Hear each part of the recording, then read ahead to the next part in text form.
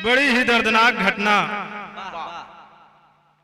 आज राजनीतिक परिवेश ऐसा हो गया है कि बात बात में झगड़ा, उन्माद, आतंकवाद हो रहा है। ये घटना संभल जामा मस्जिद की है। हुआ क्या? 4 लाइन भूमिका समाप्त।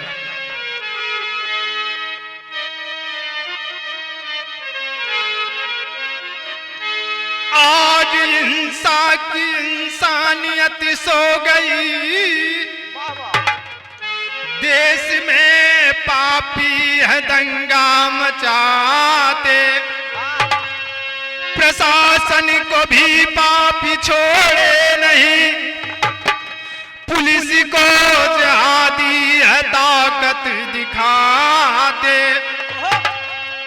मनसा क्या उनकी समझ में न आए, पुलिस के ऊपर भी पत्थर चलाते,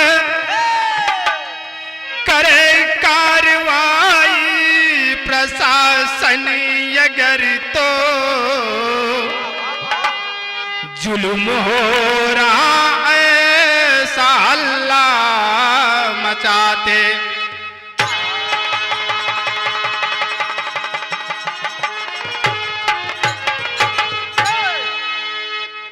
यहीं पे एक लाइन कव्वाली का टुकड़ा बा मास्टर।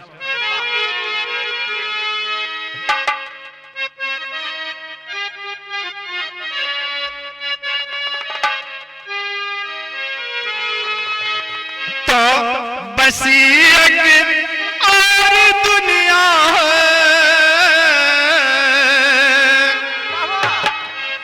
बस एक और दुनिया है इसी संसार के नीचे, बस एक और दुनिया है, और दुनिया है, और दुनिया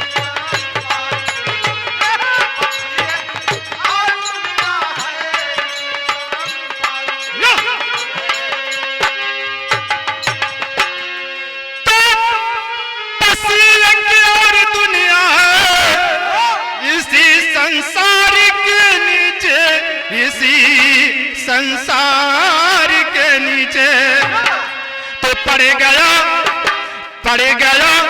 सखियों का झूला, कदम के डार के नीचे पड़ गया।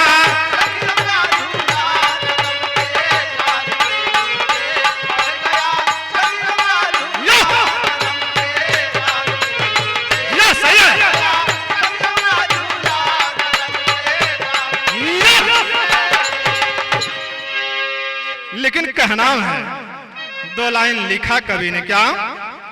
करे इंसान से नफरती, करे इंसान से नफरत वो इंसान नहीं होता, करे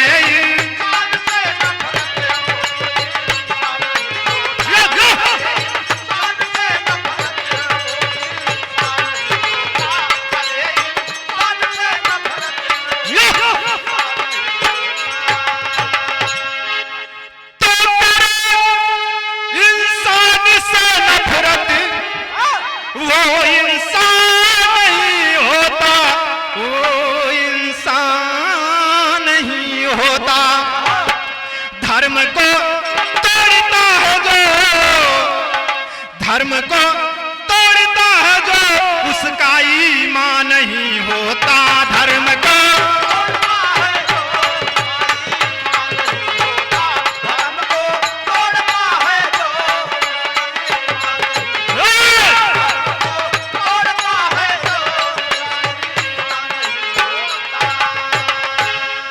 ये भैया हो, यहीं से कहानी की शुरुआत हो। कैसे लाल?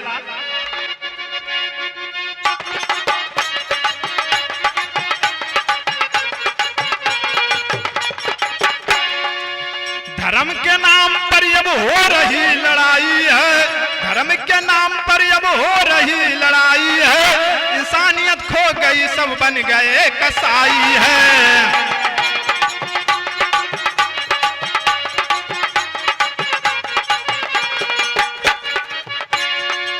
भारत में बाबर लुटेरा बन के आया था, मंदिर को तोड़कर मस्जिद को बनाया था, अयोध्या का राम मंदिर पापी तोड़ा था, संभल का हरिहर मंदिर भी तोड़ा था। देश की राजनीति में ऐसा बदलाव हुआ, राम मंदिर के साथ लोगों का जुड़ाव हुआ, संभल की जामा मस्जिद पर किसी ने केस किया, मस्जिद का सर्वे होगा कोर्ट ने आदेश किया, पुलिस प्रशासन लेके सर्वे टीम आई है, जिहादी तत्व को तब भीड़ जुमड़ आई है, मस्जिद के लोगों ने सर्वे करने से रोक दिया, मस्जिद के लोगों ने सर्वे करने से रोक दिया, पुलिस प्रशासन ने जिहादियों को टोक दिया।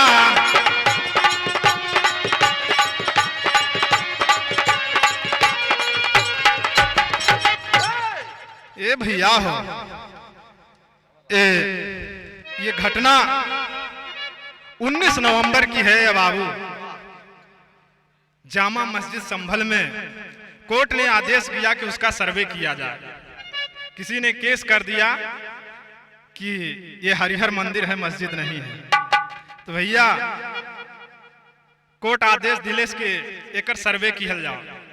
लेकर के डीएम साहब पुलिस प्रशासन साथ में लेकर के पहुंचे वहां पर। एक दिन सर्वे हो गया, 19 नवंबर को सर्वे हुआ है, कुछ नहीं हुआ। लेकिन फिर दोबारा जब 24 नवंबर को सर्वे करने के लिए टीम पहुंची है, तो वहां पर धीरे धीरे धीरे धीरे बहुत भारी भीड़ उमड़ आई। और जब भीड़ उमड़ी है वहां पर ये बाबू, तो होता है क्या, एक लाइन गीत बा, रोके प्रशासन न माने पापी एक बतिया,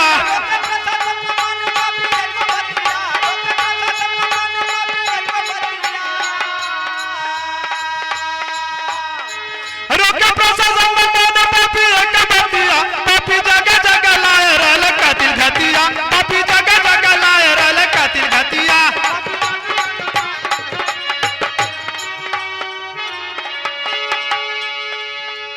पुलिस प्रशासन पर कर पथराव हो,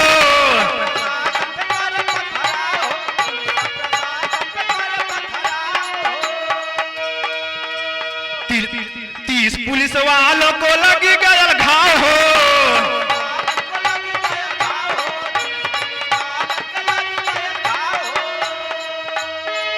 पुलिस प्रशासन से डरो नहीं तनिका पपिया, पुलिस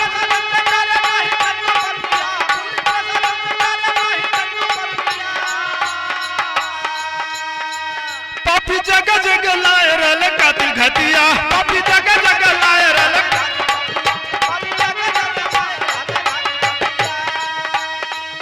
ये भैया हो, जब हल्ला मचल की मस्जिद के खुदाई होत हो, तो जवन पुलिस प्रशासन रहल ओकरे ऊपर वहां जवन पब्लिक रहल, ये भैया हो जे जहां से बा वहीं से केहू पत्थर मारता, केहू ईंटा फेंकता, जौन ही बात मिलता तो ही पुलिस के ऊपर मारता। पुलिस प्रशासन रोकता, मना करत के भैया दंगा फसाद मत करा, कुछ ना हो तो खाली सर्वे हो, तो खाली ओकर फोटो खींची जात हो और कहाँ का बा वह लिखा जाता हो, बाकी वहां कुछ नहीं होता। लेकिन वो पब्लिक माने वाली ना हो, पत्थर फेंकत हो, छत के ऊपर से पत्थर आवत हो। 30 पुलिस वालों को इतनी चोट लगल, घायल हो गए, उन्हें हॉस्पिटल ले जाए के पड़ल। ये भैया हो, जब पुलिस वालन के घाव लगल है, तब पुलिस वाले और आगे का कैलन है,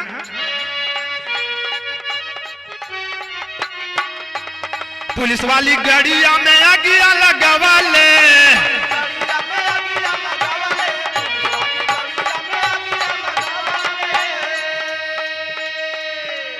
ईटा पत्थर फेंकी पापी मुहावा छिपावा ले,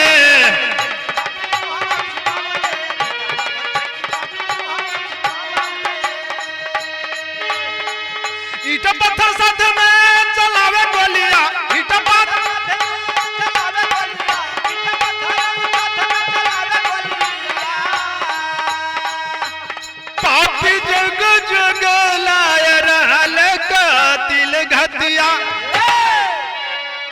भैया हो, ये तना ईटा पत्थर चलल, ये तना ईटा पत्थर चलल भैया के पुलिस प्रशासन भाग के दूर खड़ी भयल। पुलिस प्रशासन एकदम मजबूर हो गया।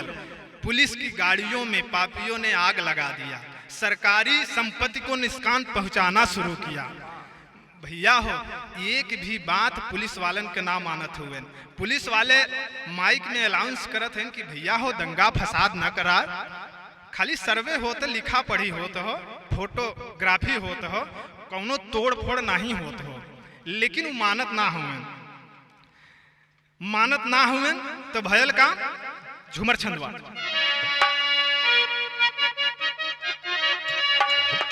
सही हो, पुलिस समझे नहीं बात, पापी करे भारी घात। बात प्रशासन से भारी बिगाड़ लिहले। पहले पुलिस समझाई, पापी पत्थर चलाई, देसी कट्टा से गोलियां चलाई दिहले। पुलिस आंसू गैस छोड़े, पपियन के झुंड फोड़े।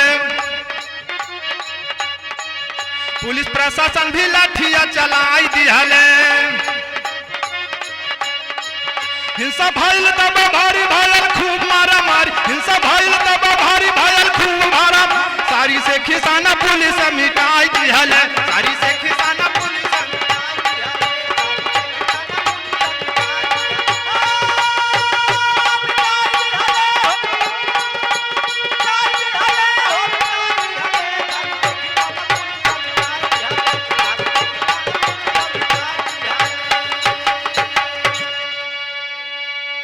ए भैया हो, जब बात पुलिस का नाम मन लेन है, पुलिस ऊ भी गल, 30 पुलिस वालन के चोट लग गल।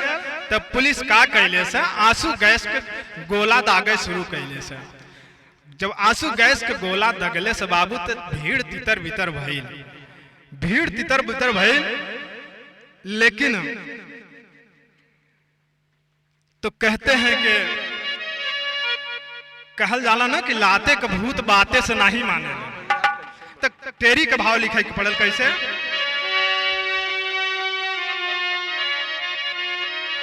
अरे प्रशासन चबकी जागी मितवा हो,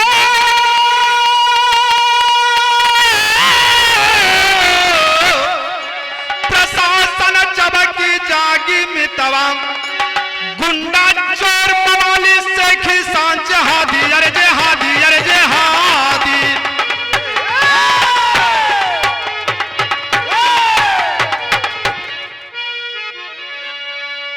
ए भैया हो, प्रशासन अपन काम शुरू कैले से। कैसे कैले से? अरे 30 पुलिस घायल भइले।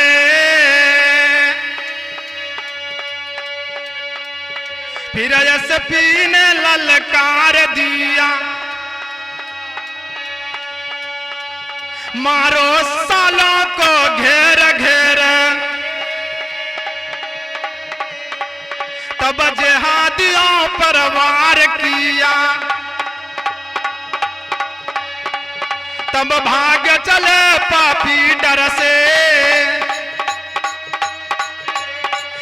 जब पुलिस दलों ने वार किया, कुछ को जन्नत की हूर मिली, कुछ को जन्नत की हूर मिली, कुछ को पुलिस गिरफ्तार किया।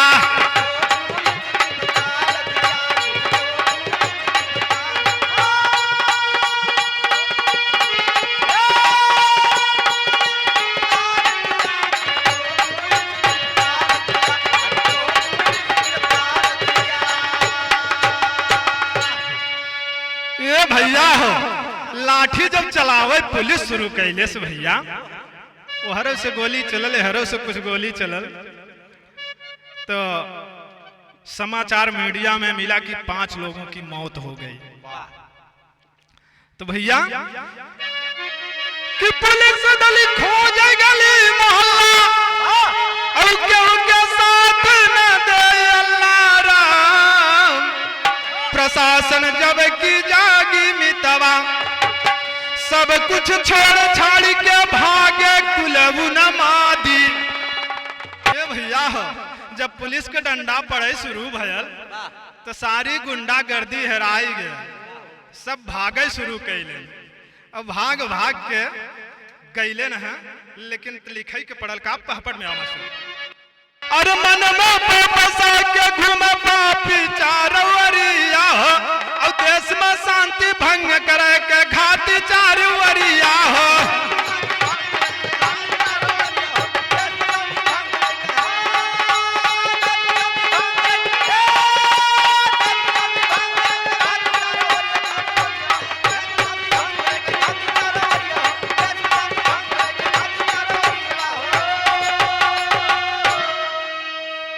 पकड़ पकड़ के पुलिस उन्हें थाने में ले आई हो, और रो रो कर थाने में तब सब देने लगे सफाई हो।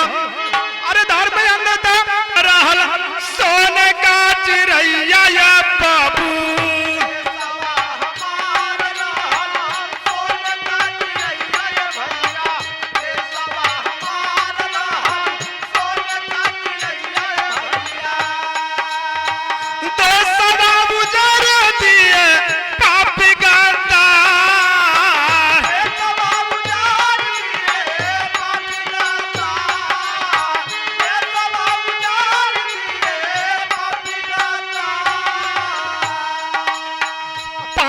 बरी सारा तू रुकत सलकले दादा।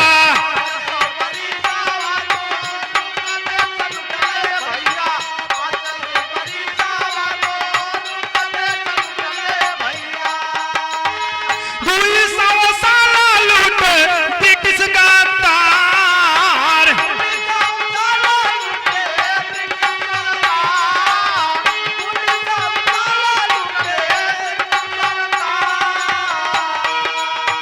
देशवा के लोग अपन देशवा लुटवले दादा।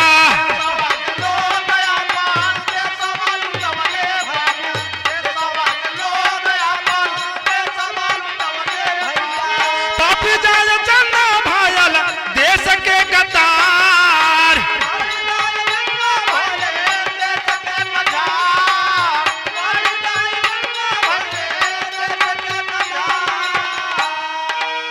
लाखों जाय चंदा आज पैदा हो गईले बाबू।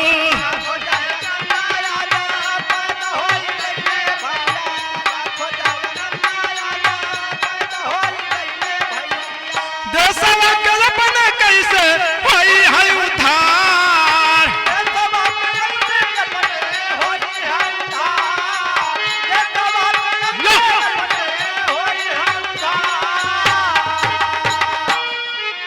ए भैया आपन लोगन के जाति पात के लड़ाई सब दिना रहल, और सब दिनवे अपने में कोनो न कोनो गद्दार रहल।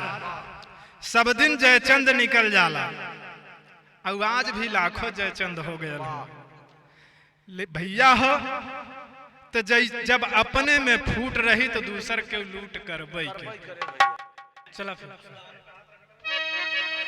कि देसी के खातिर के बनावा मितवा, जाति पात अपन देश से मिटावा मितवा।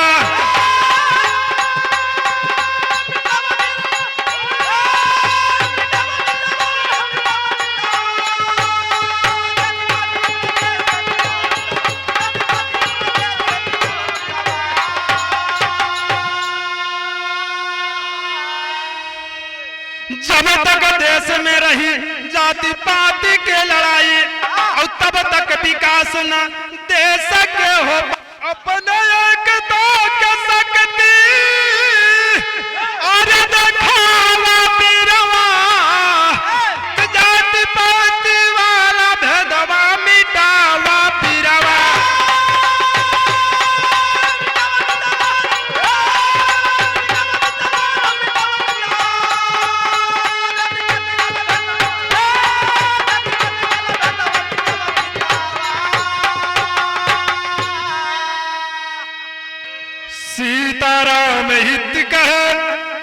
धर्म देश का मूल, जाति पाति में बटे रहे, सबसे बड़ी है भूल। अरे प्रशासन जब की जागी बिरवा, विजय लाल बहादुर बिरहा में है उन्मादी, प्रशासन जब की जागी बिरवा।